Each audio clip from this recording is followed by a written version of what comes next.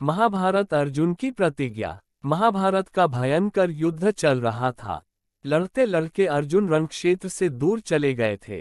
अर्जुन की अनुपस्थिति में पांडवों को पराजित करने के लिए द्रोणाचार्य ने चक्रव्यूह की रचना की। अर्जुन पुत्र अभिमन्यु चक्रव्यूह भेदने के लिए उसमें घुस गया। उसने कुशलतापूर्वक चक्रव्यूह के 6 चरण भेद लिए, लेकिन 7वें चरण में उसे दुर्योधन, जयद्रथ आदि 7 महारथियों ने घेर लिया और उस पर टूट पड़े।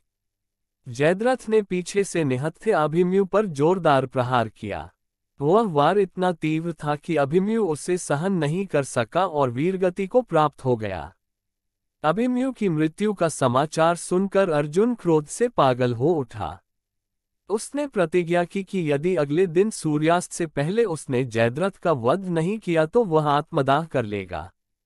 जयद्रथ भयभीत होकर दुर्योधन के पास पहुंचा और अर्जुन की प्रतिज्ञा के बारे में बताया।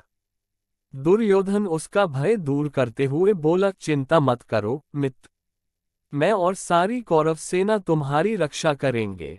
अर्जुन कल तुम तक नहीं पहुंच पाएगा, उसे आत्मदाह करना पड़ेगा। अगले दिन युद्ध शुरू हुआ। अर्जुन की आंखें जयद्रथ को ढूंढ रही थीं, किंतु वह कहीं नहीं मिला। दिन बीतने लगा। धीरे धीरे अर्जुन की निराशा बढ़ती गई।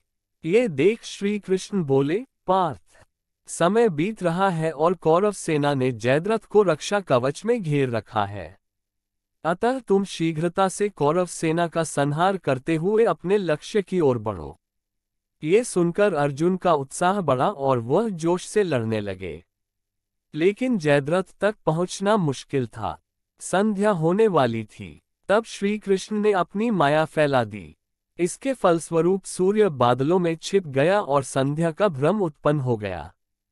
संध्या हो गई है और अब अर्जुन को प्रतिज्ञावश आत्मदाह करना होगा, ये सोचकर जयद्रथ और दुर्योधन खुशी से उछल पड़े। अर्जुन को आत्मदाह करते देखने के लिए जयद्रथ कौरव सेना के आगे आकर अट्टहास करने लगा। जयद्रथ को देखकर श्री कृष्ण बोले, पार्थ, तुम्हारा शत्रु तुम्हारे सामने खड़ा है।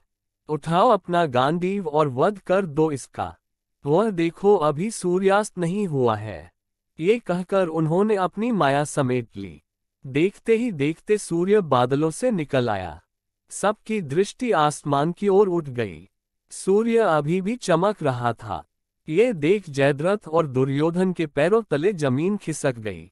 जयद्रथ भागने को हुआ, लेकिन तब तक अर्जुन ने अपना गांडीव उठा लिया था। तभी श्री कृष्ण चेतावनी देते हुए बोले, हे अर्जुन, जयद्रथ के पिता ने इसे वरदान दिया था कि जो इसका मस्तक जमीन पर गिराएगा उसका मस्तक भी 100 टुकड़ों में विभक्त हो जाएगा। इसलिए यदि इसका सिर जमीन पर गिरा तो तुम्हारे सिर के भी 100 टुकड़े हो जाएंगे। हे पार्थ, उत्तर दिशा में यहां से 100 योजन की दूरी पर जयद्रथ का पिता तप कर रहा है। तुम इसका मस्तक ऐसे काटो कि वह इसके पिता की गोद में जाकर गिरे। अर्जुन ने श्री कृष्ण की चेतावनी ध्यान से सुनी और अपनी लक्ष्य की ओर ध्यान कर बाण छोड़ दिया। उस बाण ने जयद्रथ का सिर धड़ से अलग कर दिया और उसे लेकर सीधा जयद्रथ के पिता की गोद में जाकर गिरा। जयद्रथ का पिता चौंक कर उठा तो उसकी गोद में से सिर जमीन पर गिर गया।